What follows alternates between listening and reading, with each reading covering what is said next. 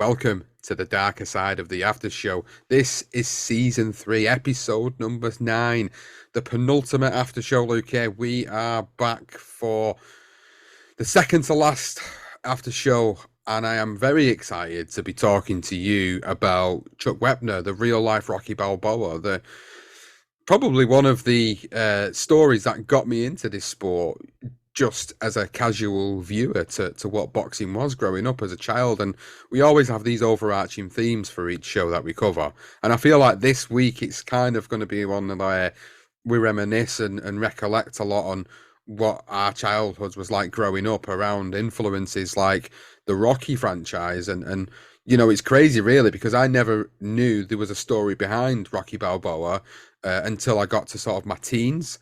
And then covering this story with Johnston for Chuck Wepner, it just really didn't seem to me like we got everything really out of that story that I kind of wanted. And I look back on the Rocky films and I think, yeah, they were great and they were what they were. But Chuck Wepner's story is just so much more than that, isn't it? Well, yeah, I mean, I think that for me, my experience was my grandpa was older and we watched an ESPN 30 for 30 on Chuck Wepner. And my assumption of Rocky Balboa was that it was based off of Rocky Marciano, a fighter that my grandfather absolutely adored. And I just assumed that Rocky Marciano was Rocky Balboa. So I remembered that the hype for that show was here's the real Rocky. And it got me sucked in because I'm like, who the freak is this guy? And who is this guy indeed? And this story that we've covered for the Dark Side of Boxing certainly tells you all about Chuck Wepner and his early difficult beginnings, like many a boxer we've covered before for this show. But he had some moments, and he came from absolutely nothing and made a career out of being such a tough, durable opponent, and eventually getting that Rocky story, which was obviously the moment he gets the fight with Muhammad Ali, which I think is in the grand scheme of things, was a kind of just and deserved moment for someone who arguably was a loyal servant to the sport of boxing. And we look at Chuck Webner's career and what it's based upon, and you think about it, he was the New Jersey State heavyweight champion for a long, long period of time, but he never really won any major accolades in the sport, but because of his inspirational character, him as an individual and his life and everything that he goes on to do within the sport and outside of the ring, and he created this figure that was able to be inspiring for someone like a Sylvester Stallone who was looking for a big break in the movie industry. And lo and behold, we got the Rocky Balboa franchise, and look how much that has made. Made billions. That is one of them franchises that will live on long past we're gone. I mean, it started before we were born, and yet it'll surpass us even when we're gone. It is one of them franchises that is going to be timeless. No matter which era you watch this film in or you pick these movies up in, it's timeless. And all that was about this man, about Chuck Wepner, about a guy who just went through his life like any other person did, and yet it's just been so glamorized because of it. But then in this story, Luke, here we get a moment where obviously Chuck didn't really anticipate how big this was going to become. And ultimately, he just said, "Yeah, do you know what? I'll take a wad of money, which equated to around $70,000, which was like a flat fee." And the movie franchise goes on to make like over 1 billion in its time. And yet, poor Chuck didn't get anything until he had to go and do a lawsuit with Sylvester Stallone and ultimately get his settlement out of court. But God, I can't even imagine how he must have been feeling after like the first couple of films going into the 80s when things started to really pick up and the franchise is getting into its fourth and fifth film just became a global phenomenon. Well, and I think to add a little US context, when I think of this story, I also think of the time in America, and that I could be a different person where I always like when I think of a movie like Fight Club, I think of like a lot of predominantly white men angry that they're not getting these badass jobs that they were promised. So what do we get? We have our culture as Limp Bizkit and Rage Against the Machine, and we have a movie about an alter ego of like American Psycho of a man dreaming to kill other people, and it's this male aggression lashing out, right? So the art is kind of speaking to an undertone of aggression in that era, at least to me. For this, it was like Jersey Shore party guys, Jersey area, and Chuck Wepner felt like the grandfather to these kids that are doing Jersey Shore. Like he felt like he was the spiritual predecessor. Well, he certainly knew how to party, didn't he? That was one thing we took away from this story. He certainly know how to party. He certainly loved the ladies, and yeah, you're probably right. He's like the original Jersey Shore guy. Like you look at him and you look at that MTV show and how that's progressed over the numerous years that it's been out there, and how people love watching this reality show. You know, Chuck Wetman was living that life. He was living the life of Jersey Shore. He was out there. He was doing what he was doing. He was revered. His celebrity status came as a result of his actions in the ring, and it was mad, really, to think like when you make a modern day comparison to like a Chuck Wepner, and I think of someone like a Derek Chisora in the UK. I think of someone like him as he reminds me of like a Chuck Wepner in sort of his style as well, his style of fighting, and the fact that he goes in and he fights all these great heavyweights of the time, which is what Derek Chisora's practically done, and then he gets more of a celebrity status as a result of it. I don't think Chisora has kind of got to the level of a Wepner, because look what Wepner did. He inspired a movie out of it. He inspired a full franchise out of it. But Derek Chisora is like, if I think of a modern day equivalent, that would be it for me. It'd be like a Chisora who fights everybody in the heavyweight division, gets a little bit of celebrity status. He's known for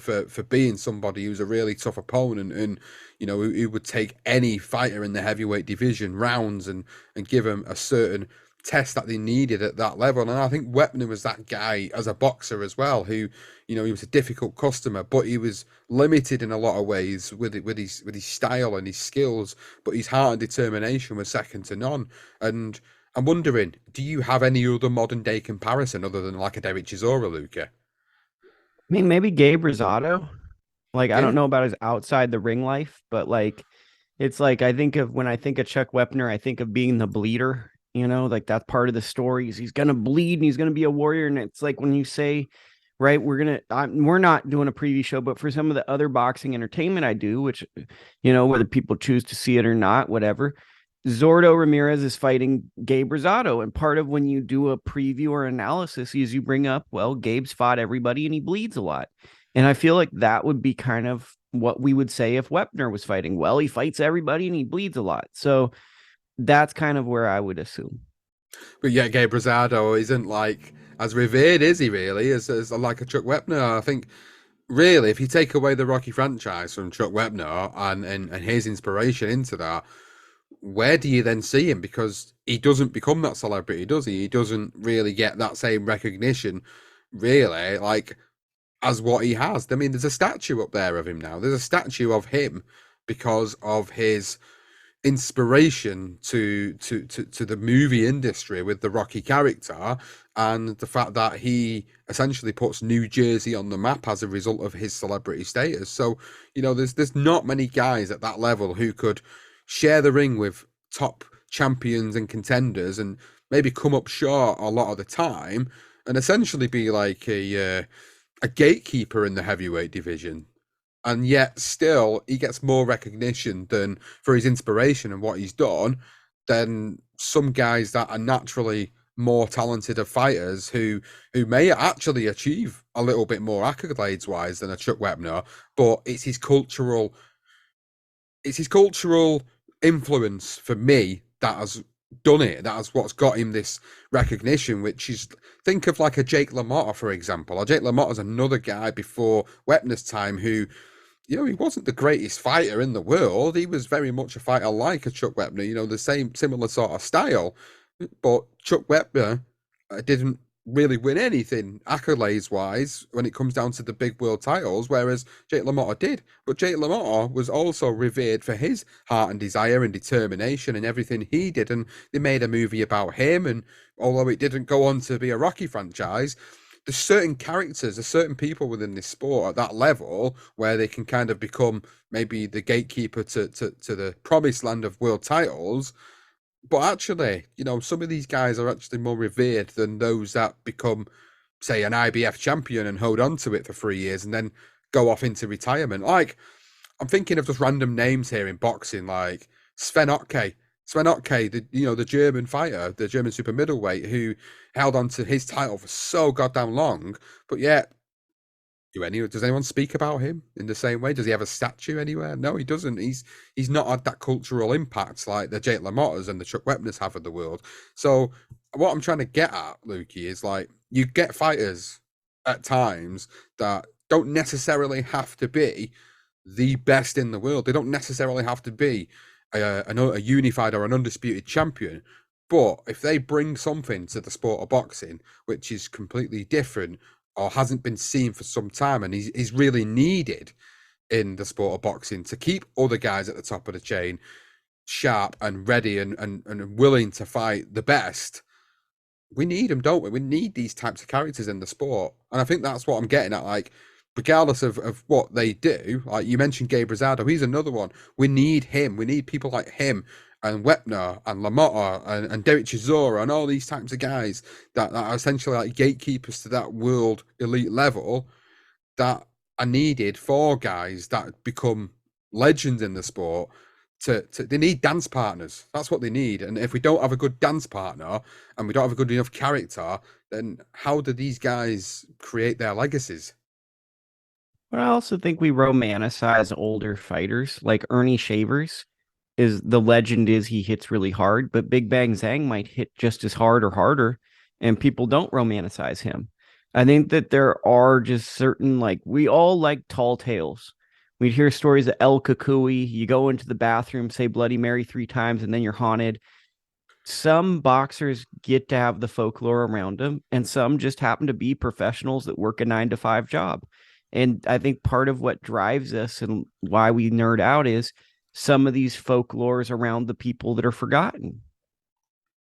Well, you think about the modern day era now, and there's not many characters genuinely that I can sit there and say, I know that they might never be like world champions or they'll never beat a world champion, but they'll always be big tests for world champion or they'll always be gatekeepers in their respective divisions. But yet they'll have more of an impact in the sport than what a guy who holds on to maybe an IBF or a WBO or WBC title for a year or two. I mean, we covered Adonis Stevenson in this series so far, and Adonis Stevenson, whilst we revere him as a great light heavyweight and he held on to that WBC title for quite some time. Does he really go down as a boxing legend? Like Chuck Wepner is regarded in many people's minds as say higher than someone like a Stevenson, whose accolades are legit and genuine. But yet, what cultural impact and what influence has he had in the sport where it's made people stand up outside of the sport and go, do you know what? This is why I want to get into this sport, or it doesn't always inspire those people. And I'm not taking away anything from those fighters that come in the sport, win a world title, do well, make a good few dollars, few quid out of it, and then go out of it. I'm not disrespecting them at all, but what for me as a fan first and foremost, regardless of where people like Wetmner is at, or a Chisora or a Rosado or any of them fighters, they bring something different to the sport. They bring excitement. They sometimes bring trash talk. They sometimes bring actions that certainly speak louder than the words. And it's those sort of guys that for me at times really are needed in the sport and keep this sport alive. And yes, we romanticize about these types of fighters as well, because who are you more likely to remember in the sport? And sometimes legacy doesn't always have to be defined by championship titles. Sometimes legacy can be defined by, aka the Chuck Wepners of the world, with his inspiration for the Rocky franchise. But barring that, he wasn't just known for that. He was known for his celebrity status. He was known for his outside of the ring antics. He was jailed for 10 years. He obviously didn't serve the full 10 years, but he was jailed for 10 years. And then yet again, in the mid 2000s, he's involved in this memorabilia counterfeit scam. And he's then put to the court yet again. So he didn't do some fantastic things in his life either. He had some bad moments, some poor moments of judgment. But I suppose that what makes his story so intriguing and so interesting is that there's more layers to this character. He's certainly one of the more lighter stories that we've covered for the dark side of boxing this season, because although he committed crimes, the crimes were nowhere near as heinous as any of the other characters that have been involved in them or they've been victims of. Yeah, and I think that like when I hear what you're saying is there's like a level of trajectory of one's career. So like if you tell us you're going to be like a superstar, like I watched a lot of UK boxing yesterday and I saw like four or five guys, all of which looked like they've been raised on Floyd Mayweather and have all these habits. Like there was like a guy named Quib Faziz or something. He's doing the Mayweather thing and it's like this is not going to translate to the next level. Paulo Ukuso from Brazil, or not Brazil, Australia. He was doing the Roy Jones thing. We're lied to a lot, is what I'm saying. We're lied to a lot. So people say, okay, here's the next person, multimillionaire superstar guy.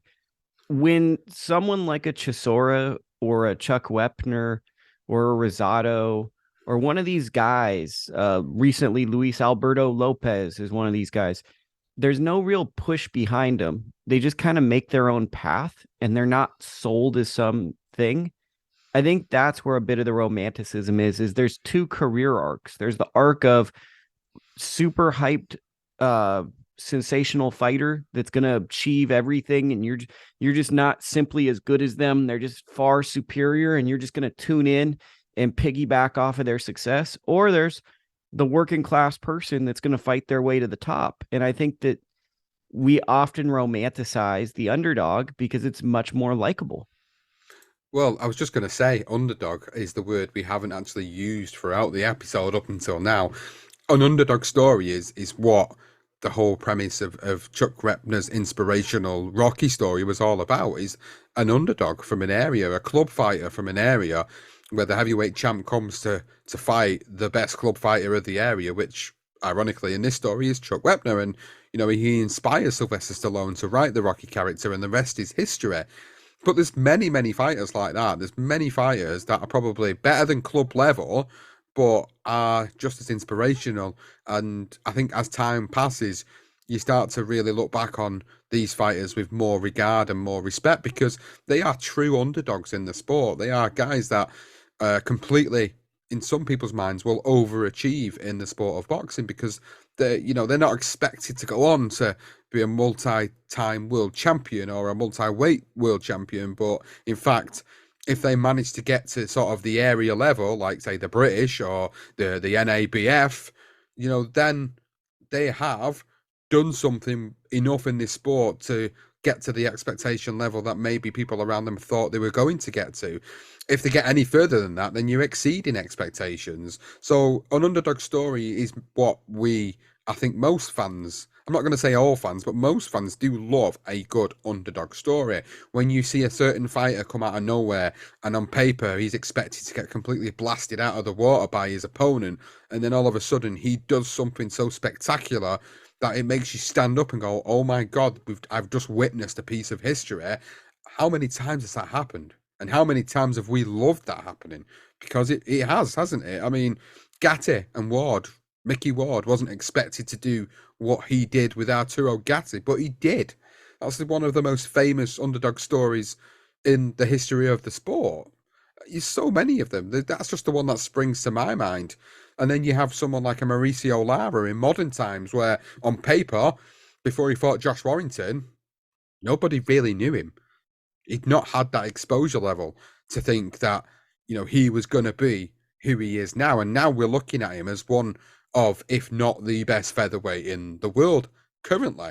So there are many fighters like that are coming from underprivileged backgrounds, impoverished backgrounds, and you can't help but root for these fighters sometimes. You really can't. And I think this is what the whole arch of what this story with Wepner was all about. Is he was just a total underdog. He was a Golden Gloves winner, so he was a very accomplished amateur, but it couldn't translate into the professional side of the sport the way maybe the expectations were for him going in, turning as a pro. And I think when you hear him do interviews and you hear stuff from him, I don't think there were ever really a major expectation from his side to go on and win a world heavyweight title. It was more so the fact that he just wanted to fight for a world heavyweight title, and he finally got his wish against Muhammad Ali. So, underdog is the word. Underdog is the arch of Chuck Wepner's story, and we love a good underdog story, don't we? I mean, and look at how many modern people have made a career out of it. Chris Algieri beats Ruslan Provodnikov. Underdog made a whole broadcast career out of it. Mauricio Herrera should have beat Danny Garcia. Gets tons of fights and it becomes a beloved figure.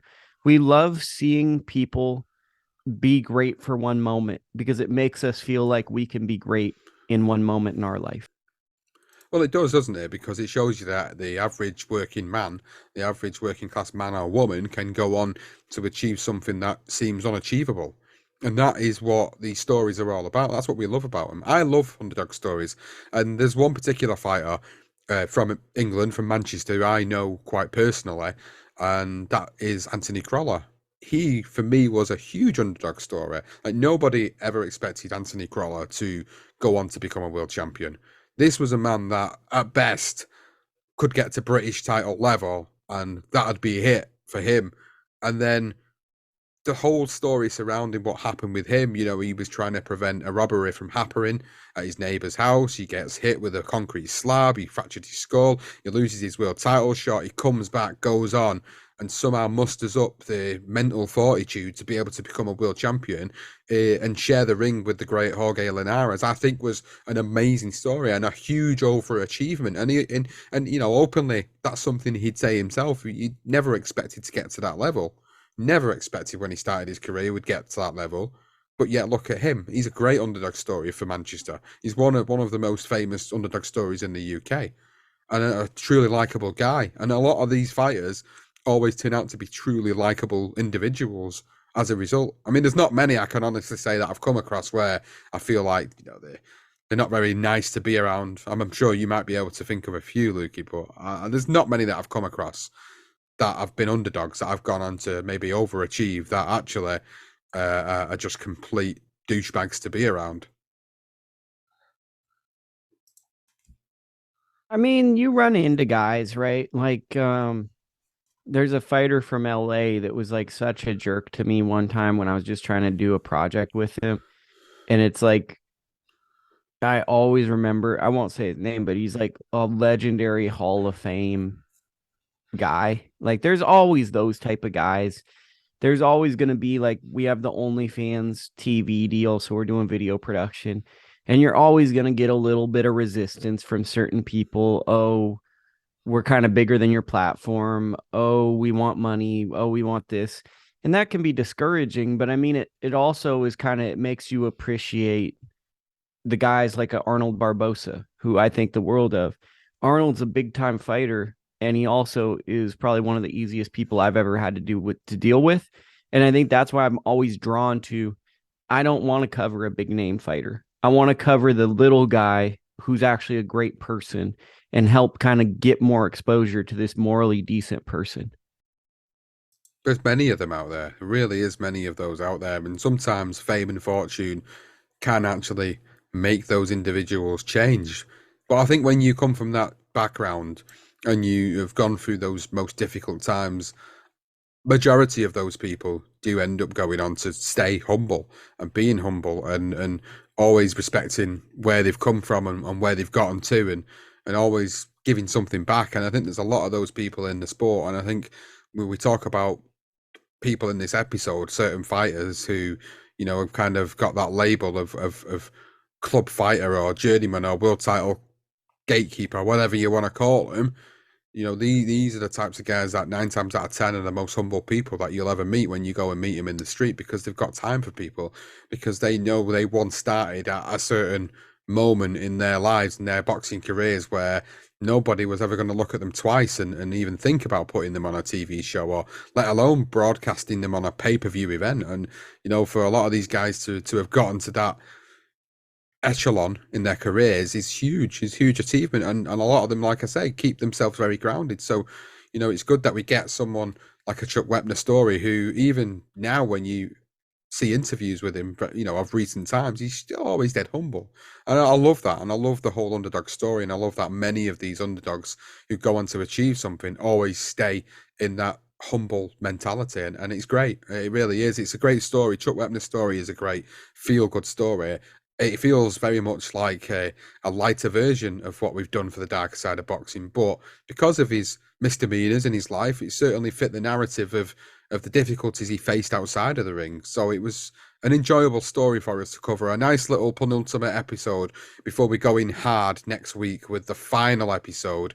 And the final episode for everybody listening, and Luke, yeah, I know we've had some discussions about next week's after show following the main show because of the fact that next week's final episode is on Tommy Morrison. Ironically bleeds into a little bit of the whole Rocky franchise, of course, with his starring role in Rocky Five. But he had some many difficult moments. He had some moments in his life and his career that were very controversial. And on next week's after show, we are delighted to have Trisha Morrison on the show. And if you've not seen what Trisha's been doing on social media, basically keeping Tommy's name alive and promoting and going to court and trying to clear Tommy's name of ever having HIV or any type of disease that he was told he had in the 90s. She's doing a lot on social media at the moment for that. So she is coming on the after show in the aftermath of his episode airing on the Monday. So Lukey, you are with me on that, and you guys listening will get to hear her point of view on everything that we delve into in the episode. So it is going to be a great finale after show, and I'm very excited about it. And that is pretty much all we have time for this week. Luke, thank you as always for coming on. It's a pleasure to have you on the show. And thank you to everybody for listening. One more final bit of housekeeping. We have been shortlisted for the best combat sports podcast of the year. Please go to the sportspodcastgroup.com and vote for the darker side of boxing. Make sure you go on, sign up. It's free. It'll take you a couple of minutes to do it. Vote for the darker side of boxing. Please help us win that award for 2023. And if you've enjoyed the episode, make sure you tweet us at darker_side_pod on Twitter, and find us on Facebook, Instagram, YouTube, and TikTok. Find Lukey at Lukey Boxing on Twitter and ITR Boxing on YouTube. And that is it for this episode. And we will see you for the finale next week.